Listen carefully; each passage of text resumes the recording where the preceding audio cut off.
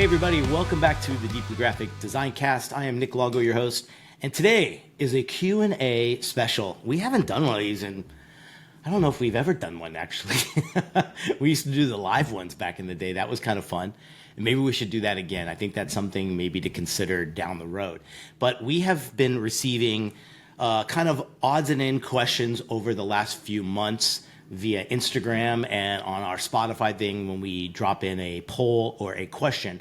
And what I found was everything was kind of in a similar kind of theme. And the theme was curveball. It was kind of like all of these questions revolved around kind of being given a curveball in either your job or your freelance business or whatever it might be. So I have these here. I've looked through them only once, I promise you. So a lot of this will be kind of like my right off the cuff answer to some of these ones. Now let's get right into it. Here's the first one.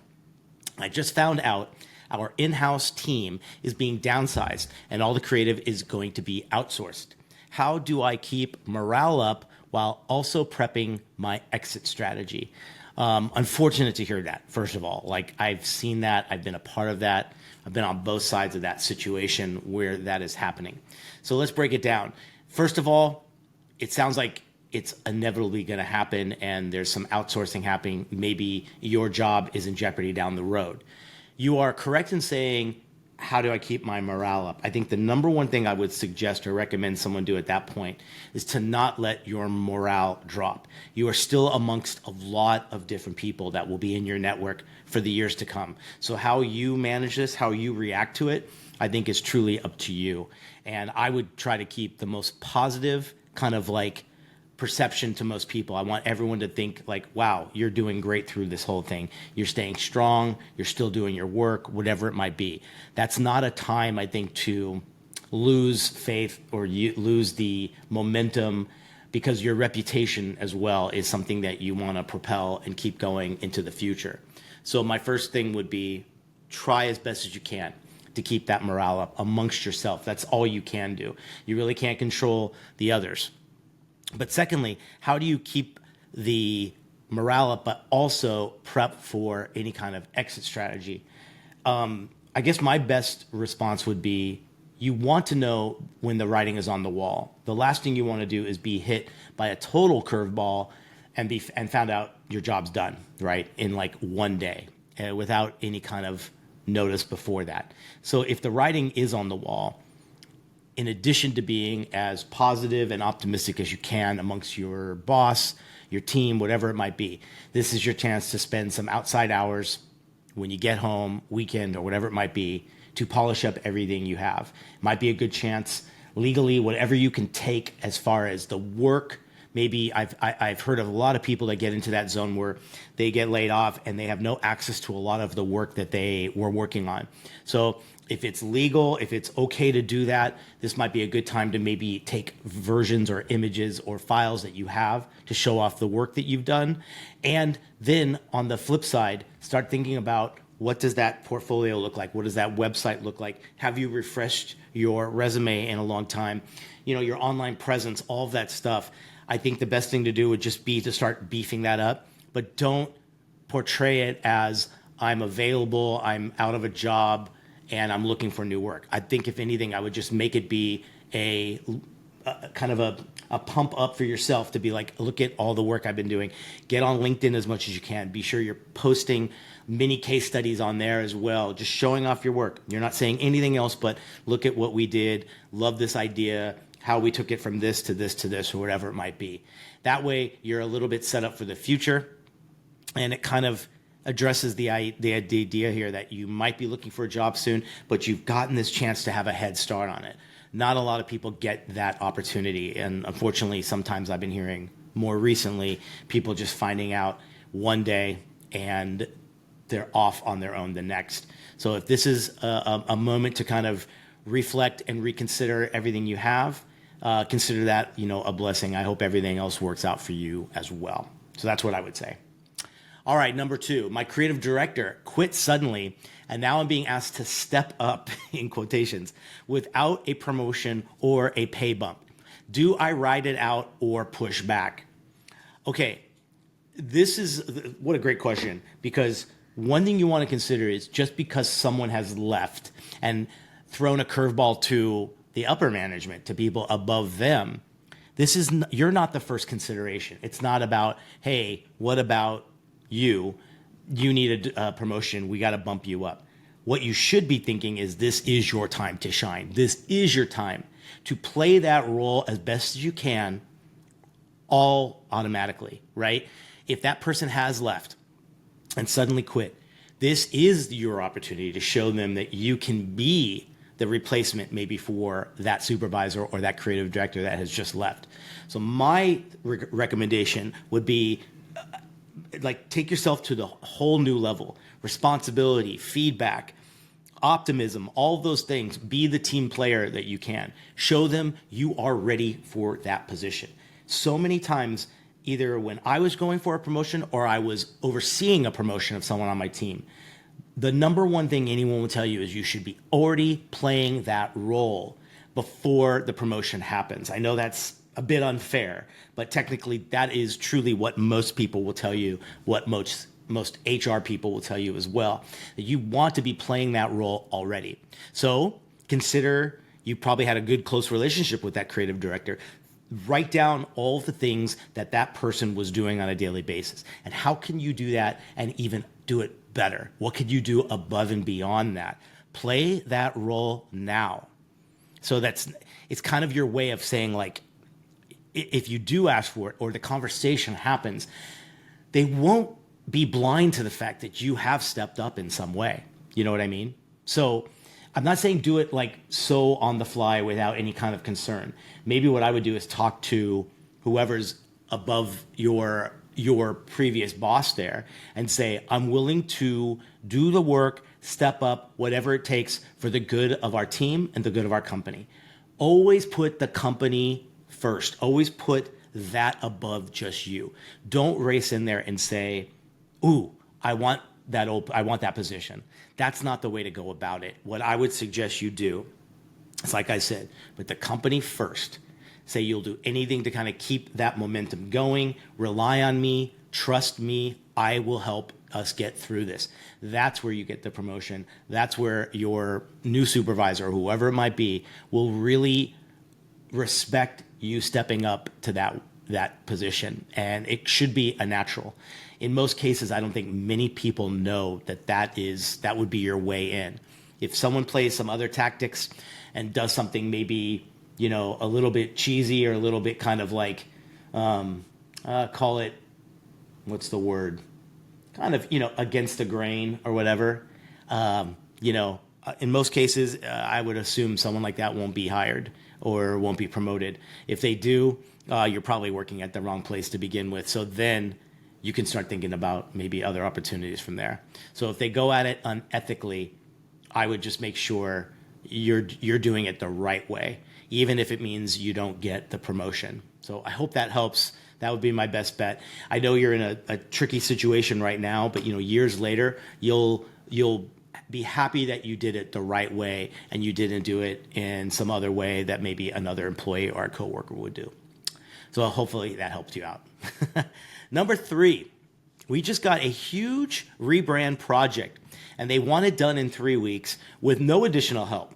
I don't want to seem negative, but it feels impossible. How do I approach this? Okay, great question too, because it's kind of setting up expectation. I've been in that role many times where you're asked to do the impossible, but you're not given any extra people, any extra budget, or any extra time. What I would suggest doing is first evaluate the situation. If you think doing this and being the ultimate employee for making this happen will promote you, will propel you in a good way, if you're in a good situation in a good company and doing this will be of value, I would say give it your all and tell them, I will get this done. Again, be the person your boss wants you to be. Tell them, I got this. I will do my best. But be real with it. It's 3 weeks. You're not giving me any additional help. I will do my best, but can I check in with you every other day to show you where I'm at? So it's almost like you're giving your boss, your supervisor, some connection to this. So it's not all on you. And you don't want to like say, I'll drop this to you in 3 weeks and have your fingers crossed. I think the thing to do would be like, tell them you're in, you're going to give it your all. What's 3 weeks? In the long term, years from now, you'll look back and say, that was nothing. So give it your all. Try to do your best. Have those check-ins with your boss. Is this is it working good? Am I in line with what this should be? Then you're the superstar, right? Because even if it's maybe 80%, 90% of what everyone's expectations are, you did this all on your own. And I think that's another thing to throw a spotlight on you. I think if I was the supervisor in that situation, I'd be so happy to know that someone on my team took the ownership to do this and wanted to do this and said, I could do this under these circumstances. If you're the squeaky wheel and you're like, oh, we need more people to do this, and you're a no, that's how I think you'll be remembered. But if you say yes and give it your all, give it your best shot, I think that's the better way to go. Again, make sure it's worth this effort. If it's the job that you really, really love and you love your team and you want that chance to shine and hopefully get promoted someday, this is your opportunity. If it's not, I would kind of reconsider what you could do. I would say do your best, still be a team player. Maybe see if there's someone on another team that might have some downtime that can help you out. A lot of times, if it's not additional resources, meaning a freelance person or extra budget or whatever, ask around. Is there anybody that has some downtime right now that can join you in this small 3-week process? If it's that important for your job and your business that you work for, give it a shot. So I hope that helps. All right, next one. One of my biggest clients just ghosted me halfway through a retainer project. No warning. I counted on that income. Now what? We've all been there. And you can go back to so many different episodes of our podcast talking about your contract, and your contract. Because in most cases, I'm sorry to tell you, but if you didn't have this in your contract and your agreement to protect yourself for this situation, you've now learned the hard way, and it will be probably in your next one. So I'm guessing here that you did not have this in your contract to say halfway through the project. So let's say at the very beginning, here's my goal or my tactic. We don't start until a 50% deposit has been given for the project. I don't care if it's 1 week or 6 weeks or whatever it might be, 50% upfront, okay? So if I've gone halfway through the process and they've ghosted me, I'm technically covered, right? I've done half the work and I've got half the pay. I will, if it is a true ghost, meaning I'm not hearing from them again, out, never ever talking to them again. You're done. You've ruined your chances of working with me. I think that's the way to think about it. And that's unfortunate, but you're covered. You're covered. If it goes a little bit above that, if it goes into the 60 or 70% of the work is done and you've only been paid 50, you have to have words in your agreement that say, if for any reason this project stalls, pauses, or I do not hear from you, after 50%, I will calculate what I've done after that and add it to the bill. Chances are, if they've ghosted you, I've talked to so many people that have been, kind of going through this right now, the same situation. In most cases, you're not probably going to hear from that person again, and doing something with a lawyer or trying to kind of take them to court is just so far past your time that, and it past the responsibilities and like, it's a lot to handle. I got into it 2 times and backed away because I saw how incredibly difficult, how much time and how much money it was going to take for me to battle this. If you've got 50% already and you're halfway through, you can walk away with it and be fine with it. In fact, you won. You won. Your agreement should also say they can't do anything with that artwork until it's 100% paid.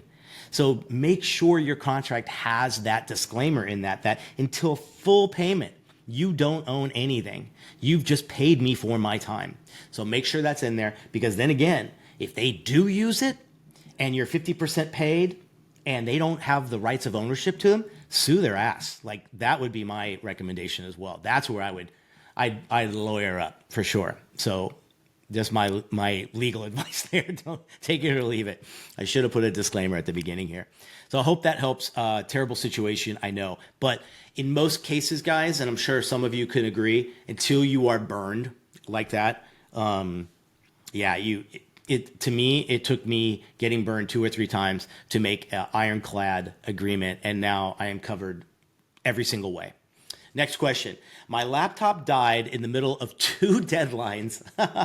Total panic mode. I realized I don't have a backup system in place. What should every freelancer have ready before disaster hits? Wow, great question. Been there. Second year of going into my own business. I was taking my first ever vacation from like the 2 years starting my own thing, and my hard drive went dead on my computer, and I had to hand it over somewhere before I got on a flight. Couldn't enjoy the first day or so of that vacation until I heard back from the place I brought it to, and they said everything was fine. The drive is dead, but we were able to recover everything. And that feeling of not being protected and not having everything on a drive was the worst feeling in the world. So you can ask around. Everyone has a different setup, a different backup. I know a lot of people use online cloud-based systems. I know people have internal in-office drives that they do it on. I have it 2 different ways for my backup. So everything that's in Dropbox is native, and basically 100% of my files are on my Dropbox Pro account, which I pay something like, what is it, like $199 a year? So everything's there. Selective things, current work, is native on my drive that I select as a kind of, what do they call it? Selective sync, I believe it's called, on Dropbox. So that lives on my hard drive, and it's also in the backup as well, just in case. My third backup is a cloud-based hard drive that is part of my network here in my office. So that gets a daily backup of whatever's on my computer. So I know even if it's that, I've got 2 backups if anything goes wrong on my hard drive. So just make sure, again, if all you have is that one external one and it's a reliable source and it's within your budget, go for something like that. And then what you can do is, like I think it's called a My Cloud Passport, I believe it's called. So it is a external drive, 2 or 3 terabytes. And what's cool about it is it's also cloud-based. So it's part of my network. If I'm anywhere in the world, I can chime into that and find the files as well. So I've got Dropbox, and that's my way of making sure I'm backed up and ready to go. And, that's again, one of those situations where, unfortunately, when you get burned, you will never want to have that feeling again. So I totally get it. I hope that helped you guys out with my answer. Next up. I said yes to too many projects, and now I'm behind on all of them. You've gone to the Nick Longo School of Graphic Design. I'm embarrassed and scared I'll ruin my reputation. How do I bounce back from this without ghosting my clients? Okay, well, you never, ever want to ghost. Be honest sometimes. I have found when I've been in those situations, I'm so surprised and happily surprised to find out when I go to a client, particularly maybe the most trusted one or the one I've had the longest, that might be on that list of too many projects at any given time.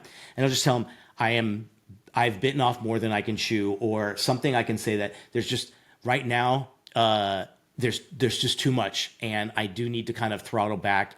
Is there any chance we can change the dates or the deadlines for the project we're working on? Do your best to figure out who that person is on your list that would probably say yes to that. Maybe there's no alarming deadline for that particular project. That might be the first thing I would do.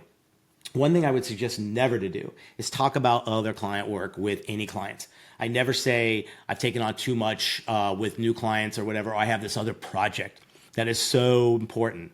No. Never do that. Try to have a line drawn that you are only talking about their projects, and can be a little bit more vague on the situation at hand. So a lot of times I will say, I've just bitten off more than I can chew. That's a great way to say it. And can we extend this deadline? That's step number 1. I think that's a great thing to do as well. Number 2 is maybe I would see if there's a second client on board that would be flexible. If not, maybe what I would do is I would open up to my network. I'm sure everyone has a good friend or a colleague that does the same kind of thing or can help you out in a pinch. So maybe what I would do is this might be a great time to expand and start thinking about how to work with partners, how to work with additional people, someone that you can pay a good amount. Maybe even if you're just breaking even, if you know the budget of what you've billed with these clients, even if you're breaking even, if you have to lose a little bit, it's better than, like you said, ruining that reputation or putting it at any kind of jeopardy. So see if there's someone that can help you out with it. Pay them the money that is deserving to help you out in a pinch. Why not try that as well? I mean, the last thing you want to do is ghosting a client would just be the worst thing in the world. You don't want that reputation hanging over your shoulder when it comes to these clients. It's a small world when it comes to whatever city you're in or an industry you might be working in. You never want that to be the case. So let's say you fixed it. Let's say you've got there in some way, shape, or form. Great. Now consider the future. How do you not get into this situation again where you are behind on so many projects? I have found there was an episode we did years ago. I think it was like saying no is okay. And a lot of times that was the hardest lesson I've ever learned. I was saying yes to so many different things that I didn't at least just look at my calendar or look at my list on the other side of this monitor and be like, can I actually fit that in? So I would always say, when you're asked these things, don't feel the need to commit yes or no the minute you reply back. What I would suggest is, awesome, thank you so much for this opportunity. Let me look through my calendar right now and I'll get back to you this evening or tomorrow morning with a definite yes or no. That way they know what you're doing. You'll come back to them with an answer. But in most cases, that's the best way to go, because now you can look and say, like, you know what? I would love to take this on, but I have so much going on. I like to say, like, if I'm spreading myself too thin, I know the quality of the work's gonna suffer. You're only one person. So to me, that would be my best thing to do, is do that. But consider down the road, how does this look now? Did you bring in that extra person? And now that was a great situation. And now you have more people to kind of partner with and give some work to. Or is there someone that maybe is a friend or a colleague that is getting into this business too and is really in need of some work? Be helpful, help the next in line. Go to that person and say, like, hey, I do have someone that is available. I'd love to hand that over to you and see if that's something we can do. So give that a shot and see what you think. Hope that helped. Okay, next question. One of my team members just gave their 2 weeks and I have no pipeline of new talent. How do I keep the momentum of my agency going while searching for some help? Okay, 2 ways to answer this. I'll go with the first route. What to do immediately? Reach out. Put something on LinkedIn. Put something out to 3 or 4 friends that you know in the industry and say, I need immediate backup on a few projects because I'm down a person. Is there anyone available? If you don't have the availability, I would be so thankful if you were able to send this off to somebody who might be looking for some extra work. So that'd be the first thing I would probably do if that's the case.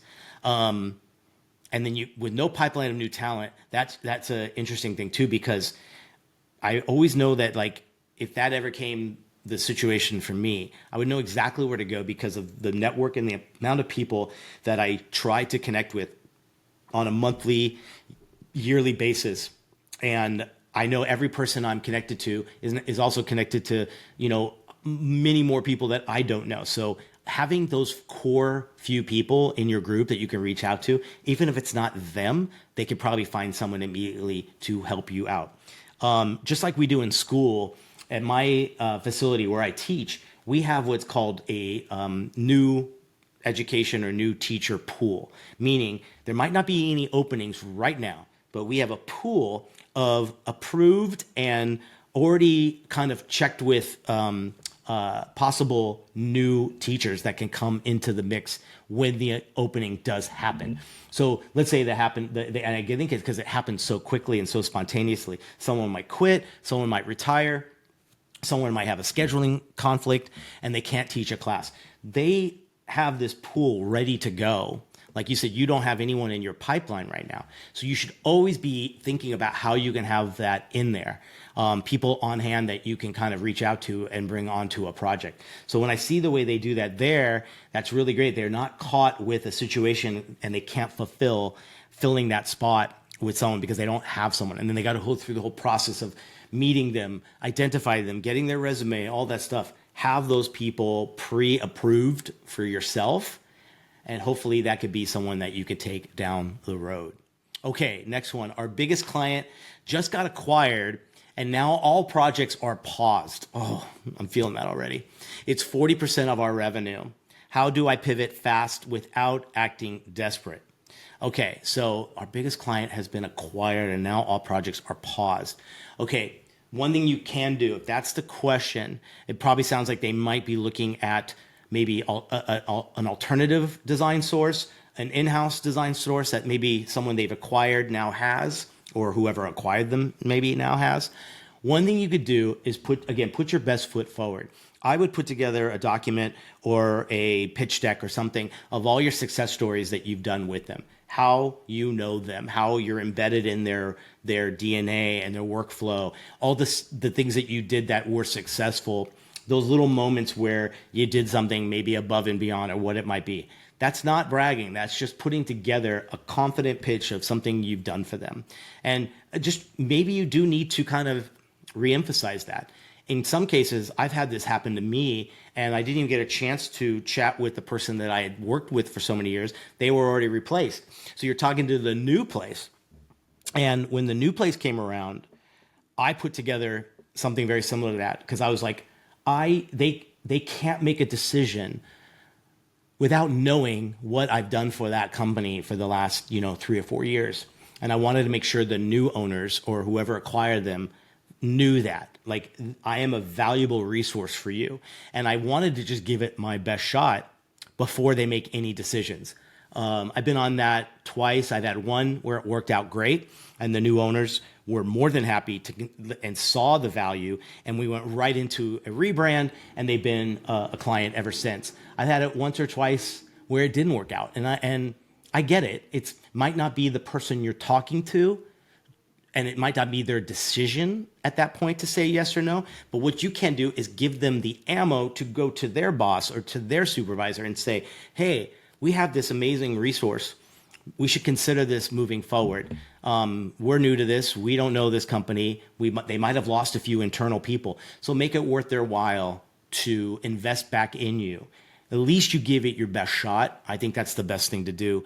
I know when I didn't get it, I felt great because I gave it my all. I gave it as much as I could, wanted to keep moving forward with that team and that company. And unfortunately, when it didn't hit as hard if I had just done nothing, And then the one that it did work out great, I mean, I couldn't be more fortunate to still have them as a client, which is really great. So hopefully that helps you a lot. All right, next one. We lost a pitch that I thought was a sure thing. It was a dream project. Now I'm doubting if we even belong at that level. How do you shake off that kind of rejection? Oh, I feel that pain. And, we're in a pitch to win kind of business. Hopefully you didn't put up too much financial or do a lot of work. Hopefully it was just a creds deck or something like that you had to present and you lost it to somebody else. First, remove dream client from the conversation. In most cases, anything that you identify as a dream client, a dream job, a dream place to work. I heard this conversation the other day at a convention I was at. Someone said, I lost they're my dream job. They're my dream client or whatever. And the person said, why are they your dream client? And he says, well, because they're a Disney or they're a Google or whatever it might be. And he's like, what makes you think they're a dream to work with? And that made me think. I was like, wow, that's so true. Like, we put that in front of that word project or client so loosely. So you don't know if it was going to be a dream client or not. I know it probably could have been a big name or something. We've all been there. I know. But the doubting part, or if I even belong at that level, don't second guess yourself. The fact that you got in and you presented, you pitched, you gave it your all to what was considered a new level, a client, you're in. You are in. Don't lose that momentum. I would turn right around, let's say you put together something really, really great for that place, retool it for the next big client. Go cold call the next big client. Don't wait for the next one. I think that might be a neat way to kind of like pivot and not worry about losing it, but turning it into something unique and positive, and hopefully a new project with a new client, because you have maybe some pitch deck or something that you created for this one. But that idea of rejection, it's not rejection. It's someone else connected better. That's all it is. It's not that you failed. It's not that you should be doubting yourself.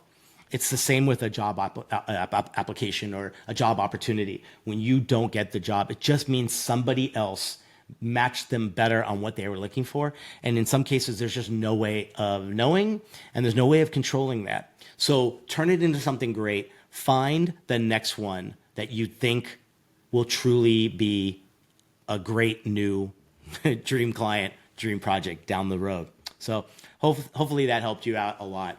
This next one, what's one curveball that you didn't see coming in your career that actually helped you grow? Interesting. Teaching is probably that opportunity, because it has become half of my career, if not more. That curveball came to me so out of the blue. And when it happened, my usual self wanted to go home, think about it for a few days, second guess myself. I'm not ready for this. Who am I to think I could do this? All the things, right, that we do. And thank God I didn't. I remember, I have no idea. I even just I was looking for a sign. I was like looking for a sign to say I should do this. And I got a sign, and I was on the phone, and I just said yes. I was like, just say yes and figure it out after. And it's the best decision I've ever made, because if I said no, I wouldn't know what I'm missing. I really wouldn't. I had no idea teaching could be the most amazing role, position, job, whatever you want to call it, opportunity. It's the best. And so how has it helped me grow? I'm so much better as a designer. I'm so much better as a presenter. I have so much more, my network and the amount of people I can turn to for something on all levels has tenfold. So talk about growing. Again, and it was a curveball that I didn't see coming, but it happened. And again, I'm not saying take a risk without consulting someone or thinking about it. To me, it was just one of those things. I'm glad I did say yes. I would have, what I'm saying about the speed there was I would have talked myself out of it if I thought about it for a while. And the other thing that's helped me grow in is to say yes or no much more confidently, because that one worked out so well. Go with your gut, right? So I know that has made me say, hey, I can say yes to something and I'll figure it out. I know that. It's kind of confidence building, but it's also knowing when to say no on a few things too, and not feeling like I missed something. I can say, going back to the other question, if I said yes to that, I'd be spreading myself way too thin, and I never want to do that. So that was probably the number one curveball I can say that came my way, and it actually helped me grow. So I hope that was a good answer to you as well there. So those are the questions we got. We'll definitely open up the social media and here on Spotify where you guys can write in a comment. Please, if you have any questions when it comes to your freelance business, your work, your full-time, going out into the real world, whatever it might be, putting that portfolio together, new students, whatever it might be, drop us a line and let us know what questions you have, and hopefully we can help you guys out there as well. So that was a quick little episode for this week. Hope you guys enjoyed it. Feel free to send this and share it to anybody you think this would be helpful for. It's always a blast to do these on the fly, and hopefully we kind of got a topic or two that you've been super curious about as well. Take care, guys. Have a great week, and we will see you next time. Bye.